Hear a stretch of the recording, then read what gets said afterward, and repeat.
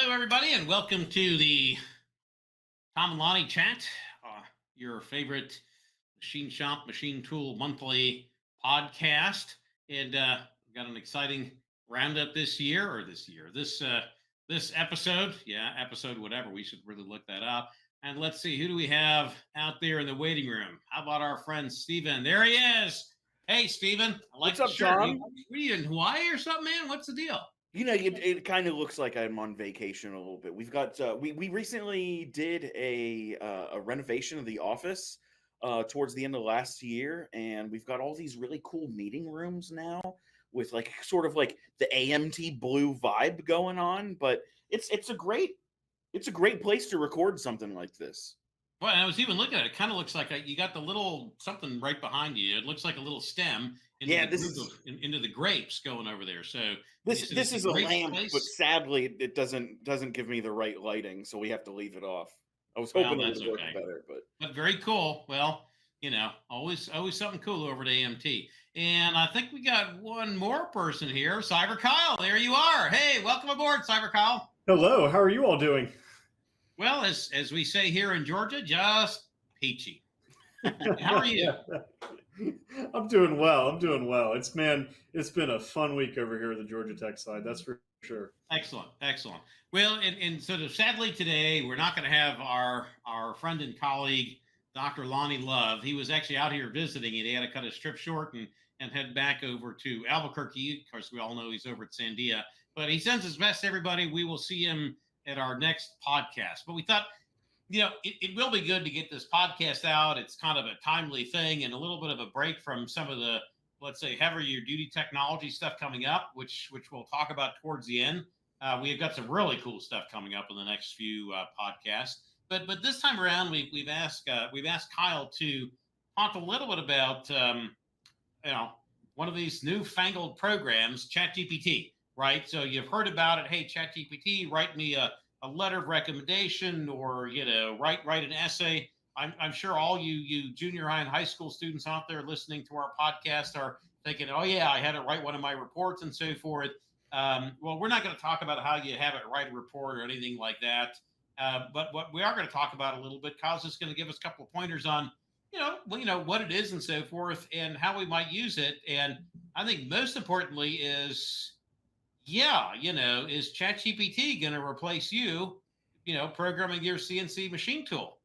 And spoiler alert, not happening, right? But you're going to learn why and so forth. But you're also going to learn how we might, make use of it. So Cyber Kyle, I'm going to turn it over to you. You got some screens to share with us there? Yeah, let's throw this up. Today, just like you said, let's chat about GPT. I think it's well done.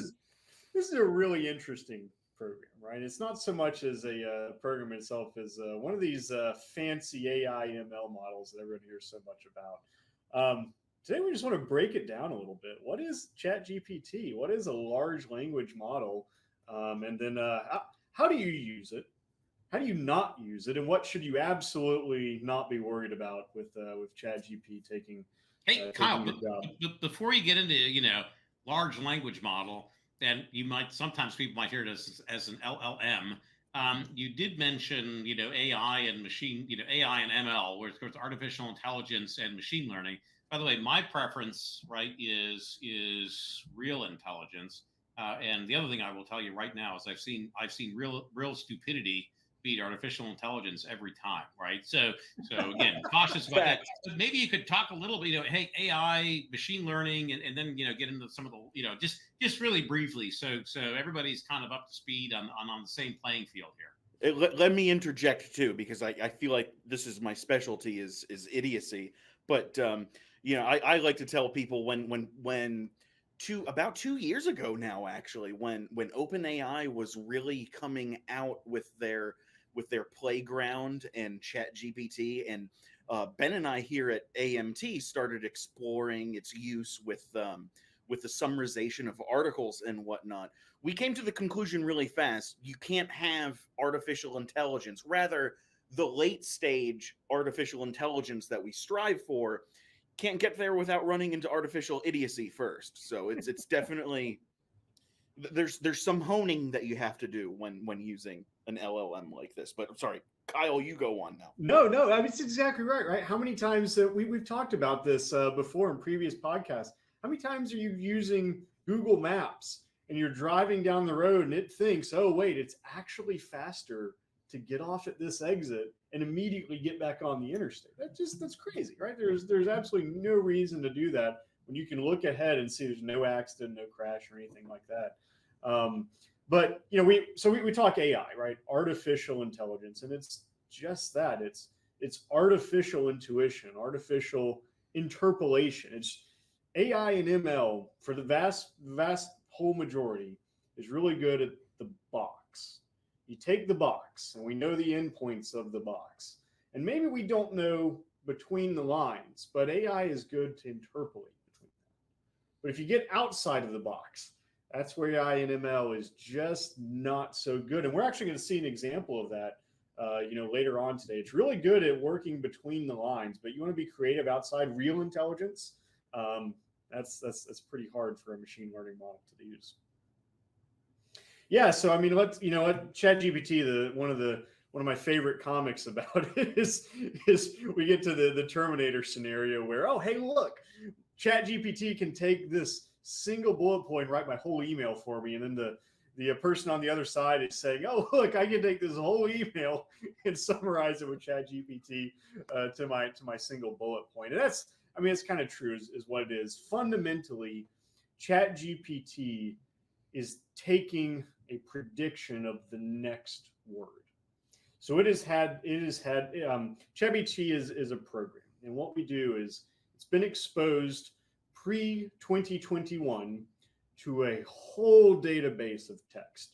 Talk about Shakespeare, talk about any type of news articles and journal articles and popular science magazine, and my favorite, Dr. Kurfess, Car Talk, right? Transcripts of audio recordings. And it was a training model that was meant to say, well, if this is input, if this is the question, or if this is the phrase, what is the next word? Now, the second part of ChatGPT relies on prompt engineering. It's not going to work most likely on the first shot. It's going to give it an initial guess. So I'm going to ask Steve, right? Steve, give me a short story. And Steve's going to go along and make up a story about a knight that goes into a castle and, right? And it has this large process. I don't know. What story do you have on hand, Steve? I don't have anything on hand right now. So Steve's going to come back and create this story, but I say, I want it in 2 sentences. Well, now it's going to try again. It's got that extra information, that prompt engineering. So you can see on the right-hand side of your screen, what is a CNC machine? And this is a ChatGPT response. It gives me, I was looking for a 2-sentence. I really wanted, what is a CNC? Computer numeric controlled machining system, right? Well, I asked ChatGPT again, give me what is a CNC machine in 2 sentences. And then it obliges and does that. Now, ChatGPT is not the only model. It's kind of like the Band-Aid, right? And there's this whole copyright issue with Band-Aid. ChatGPT is a specific product of the OpenAI company. It's a specific software. But there's others. Right. OpenAI has ChatGPT. Google has Gemini, which was formerly known as the Bard program. And Meta has the Llama, which is, there's so many puns to be made in this with the AMAs, or the Ask Me Anything, as it's known in online communities. But ChatGPT, again, is a bot. It is meant for a conversational program on a generative, pre-trained transformer model, ChatGPT. So just like we said, it predicts the next word, but it requires feature engineering. It requires a little bit of extra input from the human to continue on. So what will ChatGPT do? It will predict an answer based on the information it was trained on. Now, again, some limitations, and we'll get to this in a second. It won't write about anything after 2021, so it's can only know what it's been trained on. It will also provide you inaccurate information. All right, it is a box, and it knows really, really well what's happening inside that box. If you go outside of it, right, what is the next Toyota model of car that's coming out? What is the next Ford truck capabilities. It's not going to do so well on. So what won't ChatGPT? Again, won't write anything after 2021. Notably, this is pretty interesting. It will not predict future results of sports events or political contests.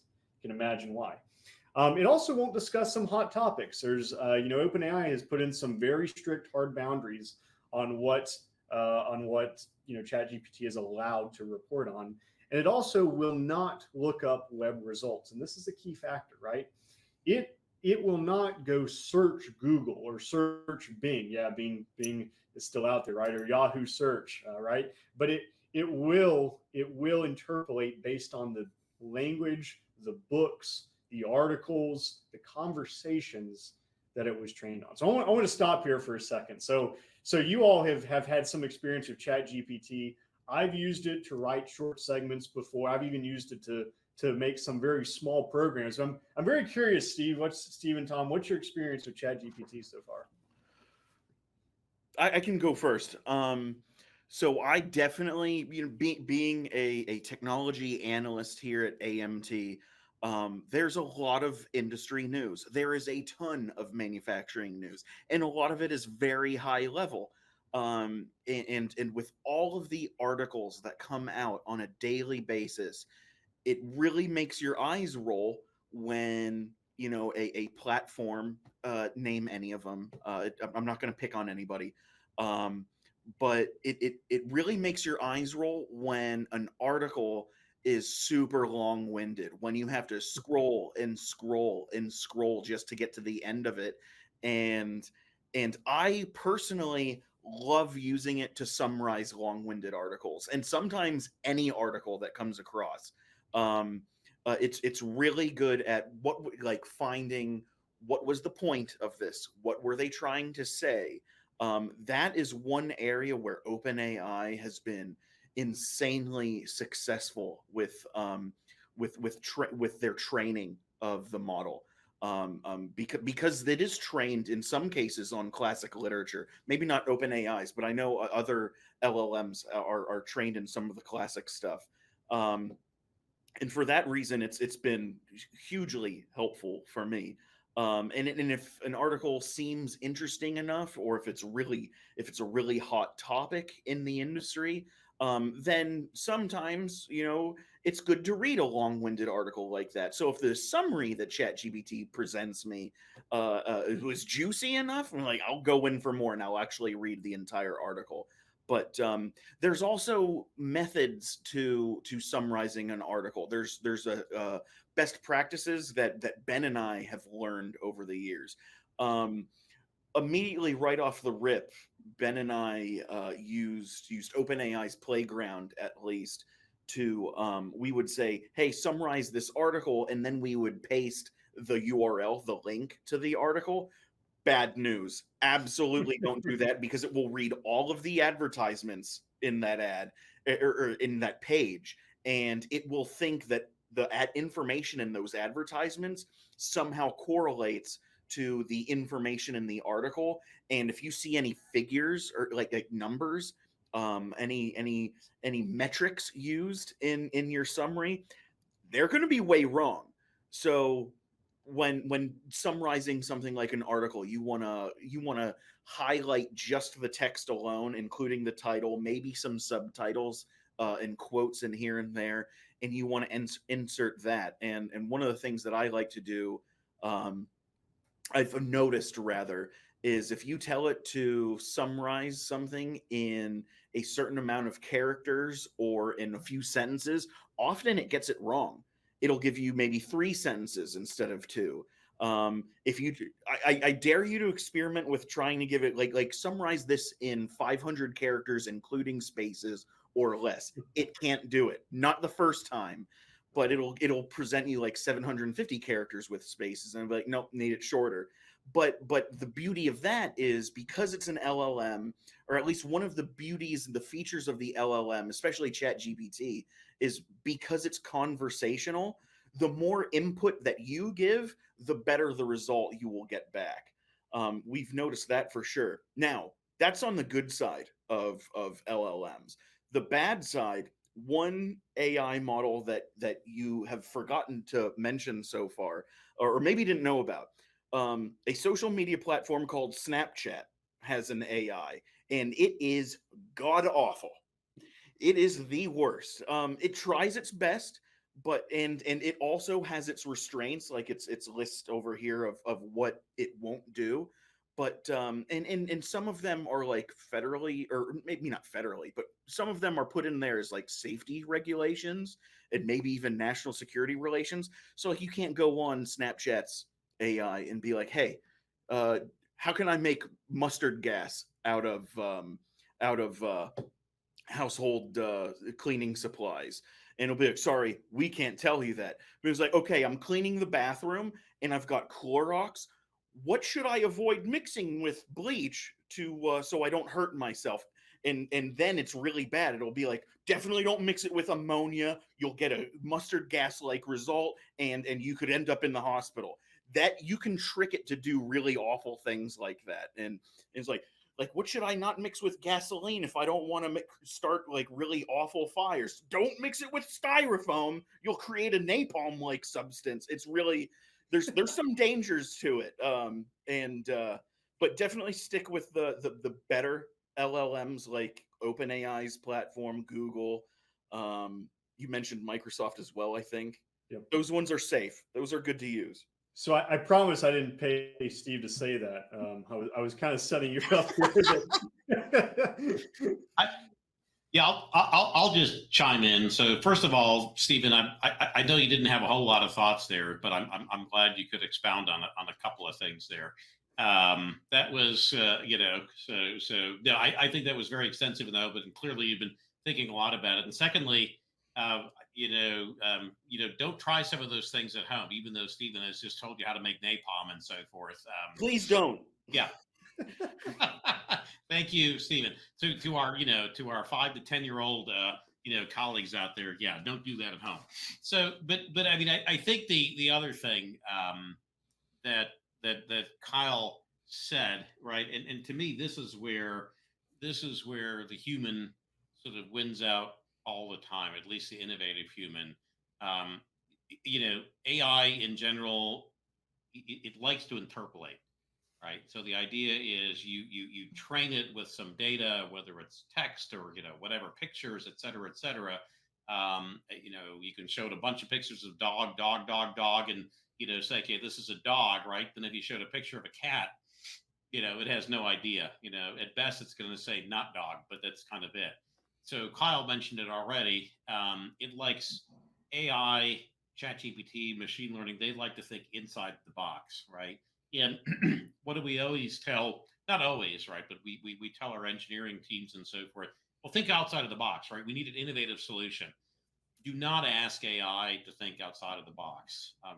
Maybe it'll figure something out, but in general, it's just not gonna, it's not gonna be there because it only can give you back what it has learned, right? It has no capability to really extrapolate out there. So I think that's, again, one of the big, as we said it earlier on, spoiler alert, you're not going to be losing your job because, it can't think outside of the box.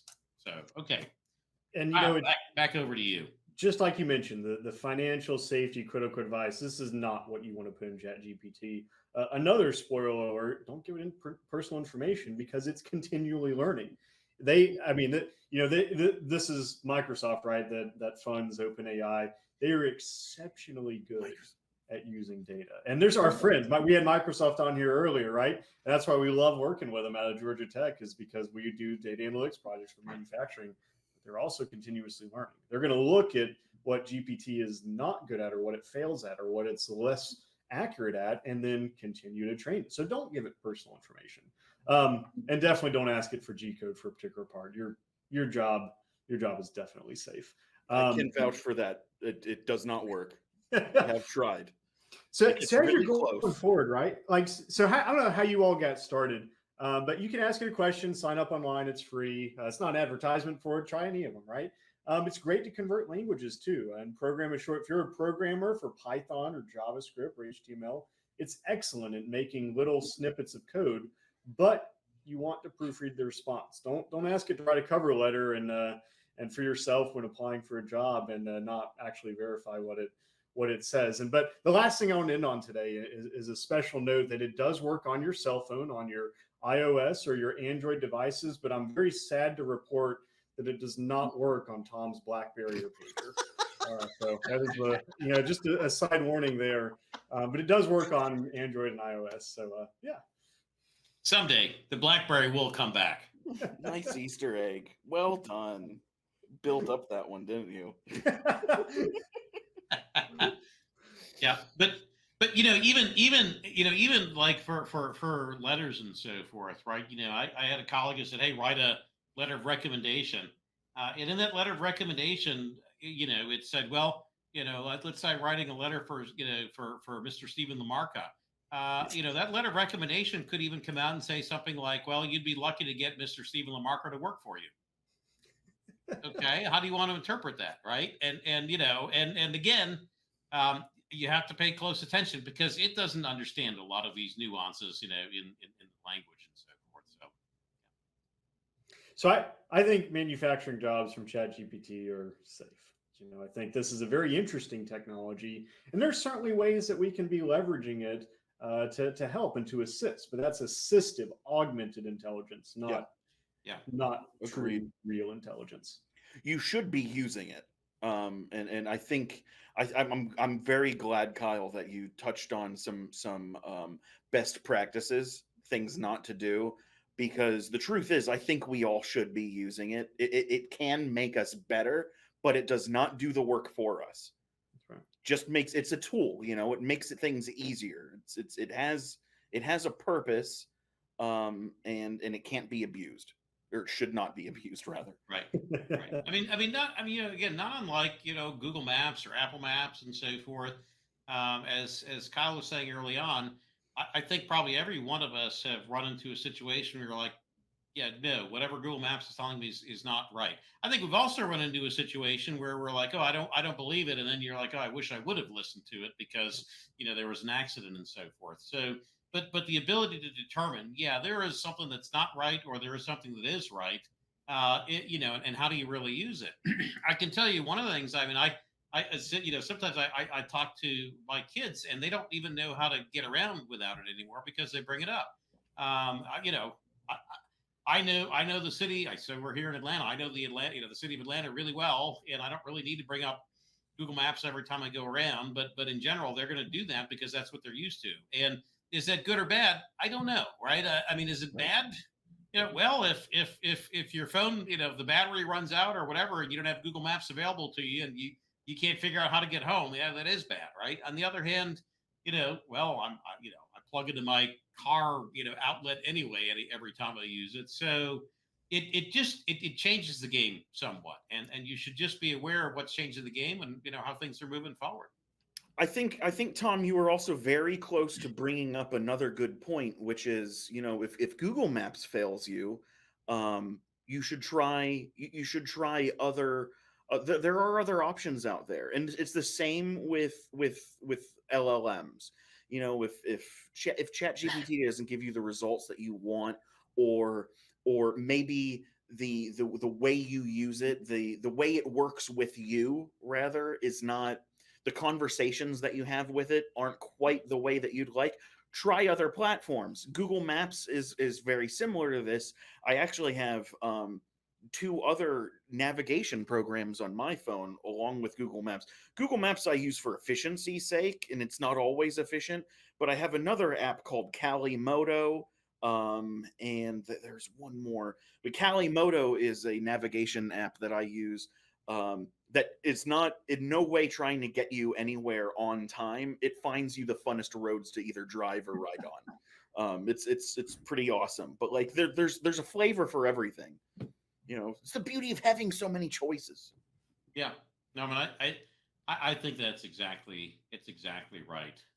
And yeah, and by the way, you may use them sort of for different purposes. I can tell you one of the things a lot of people are like, if I'm walking around, so I'm in DC or New York or whatever, and I'm walking from hotel to meeting or whatever, people are like, man, how do you do? You seem to navigate all around, well, again, it's making me smarter. I've got my little earbuds in, and and it's telling me which way to turn, right and left, and the whole bit.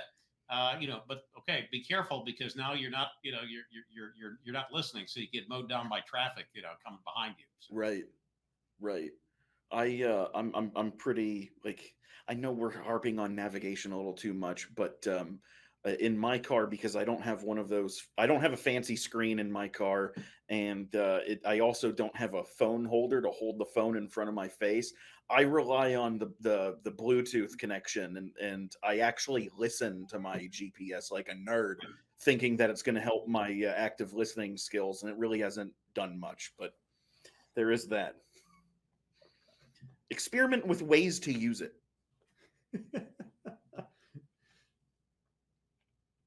No, I think that's pretty good. Anyway, so I think we've had some pretty good stuff. By the way, since you mentioned experiment with ways to use it, Waze is another one that you could use and so forth. But and maybe you could ask, maybe you could even ask ChatGPT what it recommends for AI interfaces and the whole bit.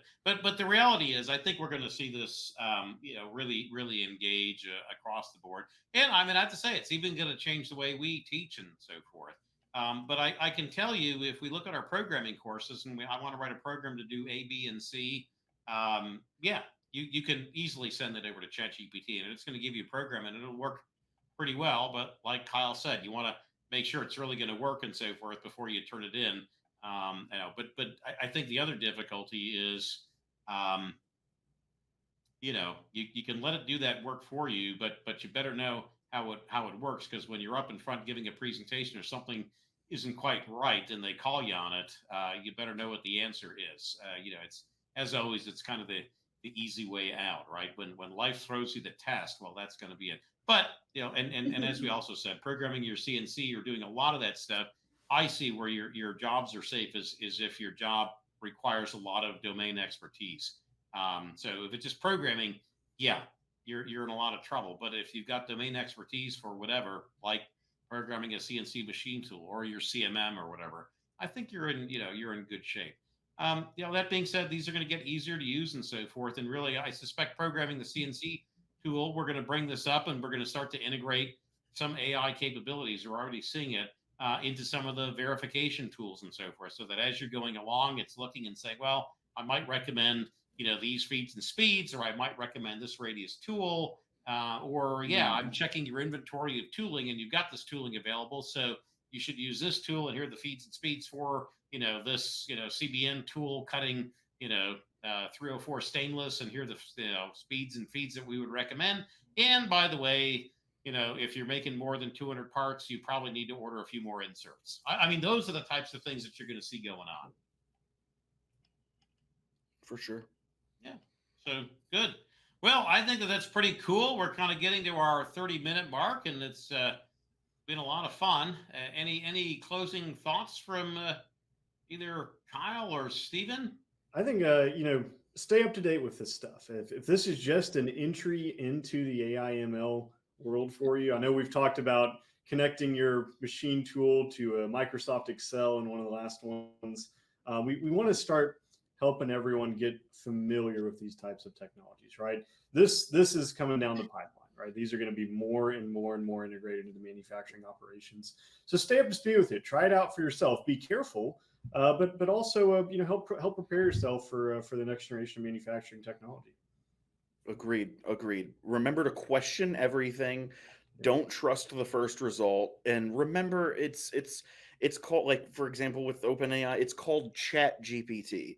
It's conversational programming. You want to have a conversation with it. Don't just ask it a question and go with the first answer.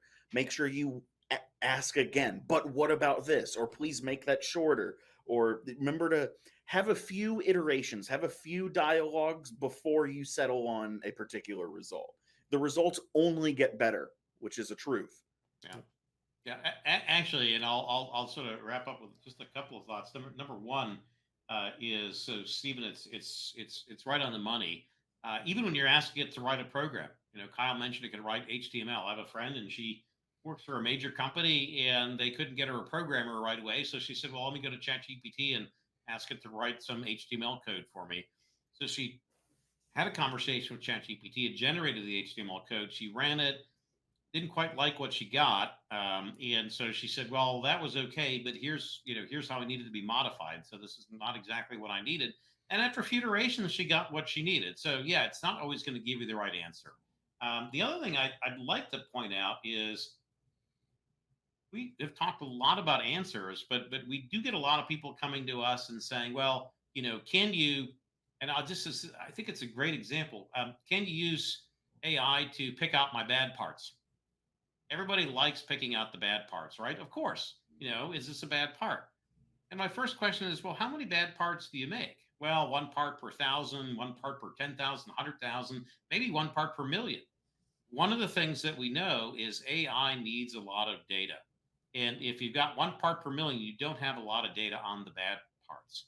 But what do? You have got a lot of data on the good parts. So the question you really want to ask it is, can you pick out my good parts? And you can train it because you got a lot of data on good parts. And now look, if a part isn't good, okay, it doesn't mean that it's bad. It just means that it doesn't look like it's good. And that's where you go back and ask the human to take a peek at it. Now, maybe after 10 or 15 or 20 years, you got enough bad part data that you've sort of picked out that you can actually train it on bad parts. But the reality is, the question you really want to ask is, hey, especially if you're making a lot of good parts, pick out my good parts. And if it's not a good part, it doesn't mean it's a bad part, but it's something you should take a look at. So again, it's just a little bit of a different way of thinking about things. All right. Well, hey, it has been good to catch up with you, Stephen. And we're looking forward to our next podcast. Cyber Kyle, thank you so much for your input. Absolutely. And everybody, join us. Join us next time around. We've got some pretty cool stuff going on in inspection. In fact, just as sort of a preview, we saw we're going to bring some of the team in from Renishaw and some of their next generation tools, which, by the way, I'm sure you'll get to see out at IMTS in September of this year, over in Chicago. I don't think I need to explain what IMTS is. Just Google it, and you'll find it. But the reality is, some of the stuff we're going to show you coming out of Renishaw in terms of inspection, it's crazy. I have seen some of the things they're doing. It is unbelievable what you can do in terms of real-time inspection and so forth. And again, what this is going to do is generate more data for what? For your AI. So you can see a real convergence coming together. So it's a pretty exciting time. All right. With that, I think we're going to wish everybody happy rest of the day. And thank you very much, everybody, for joining us. Take care.